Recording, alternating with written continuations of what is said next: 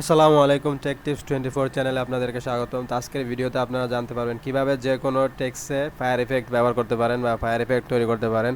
তো চলুন শুরু করা যাক। এজন্য আপনাদেরকে একটা পেজ নিতে হবে। তো পেজ নেওয়ার জন্য কন্ট্রোল অ্যান্ড প্রেস করবেন। তো কন্ট্রোল অ্যান্ড প্রেস করার পরে আপনারা প্রেজেন্ট সাইজ নেবেন 1024x768, তারপর এখানে ওকে দিয়ে দেবেন। তো ওকে দেওয়ার পরে এখন আপনারা যেহেতু পেজটা দেখতেছেন সাদা, এটাকে আপনাদের ব্ল্যাক করতে হবে। তো এখানে দেখেন আপনারা যে অর্গান কালার আছে এখানে কিন্তু ব্ল্যাক এবং হোয়াইট থাকতে হবে। তো এখন আপনাদের যেটা করতে হবে সেটা হচ্ছে কন্ট্রোল ডিলিট প্রেস করতে হবে। তো দেখুন আমার ফেসটা ব্ল্যাক হয়ে গেছে। তো এখন আপনারা টেক্সট নেবেন। তো টেক্সট নেওয়ার জন্য এখানে টেক্সটে সিলেক্ট করবেন। সিলেক্ট করার পরে এখান থেকে আপনারা যে টেক্সট লিখবেন বা যে টেক্সটে আপনারা ফায়ার এফেক্ট ব্যবহার করেন সেই টেক্সটটা এখানে লিখবেন। তো এখানে আমি লিখলাম। তো আমি এই টেক্সটটা ফায়ার এফেক্ট ব্যবহার করব। তো এখানে আপনারা মুভ করতে পারেন যে কোনো জায়গায়। তো এখানে মুভ করার পরে একটু বড় করে নিলাম। তো এখন আপনাদের যেটা করতে হবে সেটা হচ্ছে যে টেক্সট লেয়ার আছে এটাকে একটা ডুপ্লিকেট লেয়ার নিতে হবে। তো টেক্সট লেয়ার ডুপ্লিকেট লেয়ার নেওয়ার জন্য আপনারা কন্ট্রোল জে প্রেস করবেন। কন্ট্রোল জে প্রেস করার পর এখানে এই টেক্সট প্রথমে যেই টেক্সটের কপি আছে এটাকে আনহাইড করবেন। আনহাইড করার পর এখানে হাইড করবেন। তারপর এখানে এই টেক্সটটাকে সিলেক্ট করবেন। সিলেক্ট করার পরে এখন আপনাদের যেটা করতে হবে সেটা হচ্ছে এখানে ইমেজ অপশনে যেতে হবে। ইমেজ অপশনে যাওয়ার পর এখানে রোটেট ক্যানভাস, রোটেট ক্যানভাসে যাওয়ার পর এখানে 90 ডিগ্রি CW সিলেক্ট করবেন। সিলেক্ট করার পরে এখন আপনাদের যেটা করতে হবে সেটা হচ্ছে এখানে ফিল্টার অপশনে যেতে হবে।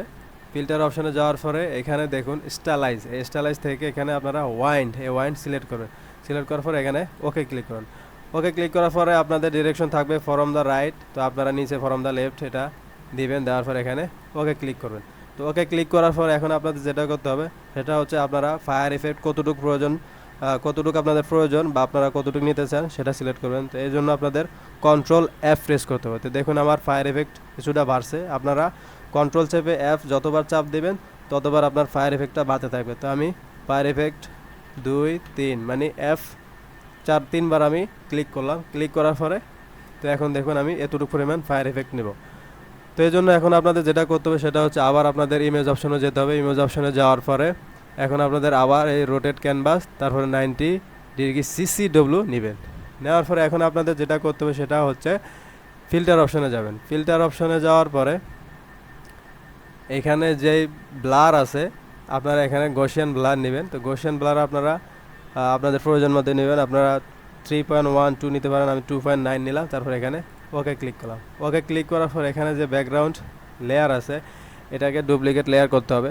তো ডুপ্লিকেট লেয়ার করার জন্য কন্ট্রোল জে প্রেস করবেন। কন্ট্রোল জে প্রেস করার পরে এই টেক্সট লেয়ারে আপনারা মার্জ করবেন। তো কন্ট্রোল ই প্রেস করবেন। এখন আপনাদের যেটা করতে হবে সেটা হচ্ছে অ্যাডজাস্টমেন্ট লেয়ারে যেতে হবে। নিচে দেখুন অ্যাডজাস্টমেন্ট লেয়ারে যেতে হবে। লেয়ার যাওয়ার পর এখানে হুয়ে স্যাচুরেশন সিলেক্ট করতে হবে। হুয়ে স্যাচুরেশন সিলেক্ট করার পর এখানে দেখুন কালারাইজ সিলেক্ট করবেন। সিলেক্ট করার পর এখান থেকে হুয়ে আপনারা +25 বা এরকম নেবেন। তো নেওয়ার পরে এখন আপনারা এখানে নিচে যে স্যাচুরেশন আছে এখানে +100 নেবেন। 100 নেওয়ার পর এখানে ওকে ক্লিক করবেন। তো ওকে ক্লিক করার পর এখন আপনাদের আবার অ্যাডজাস্টমেন্ট লেয়ারে যেতে হবে। অ্যাডজাস্টমেন্ট লেয়ারে যাওয়ার পরে হুয়ে স্যাচুরেশনে যাবেন। হুয়ে স্যাচুরেশনে যাওয়ার পর এখানে কালারাইজ এখন আর সিলেক্ট করার দরকার নেই। এখানে যে হুয়ে আছে এখানে এটাকে ডিক্রিজ করবেন, -25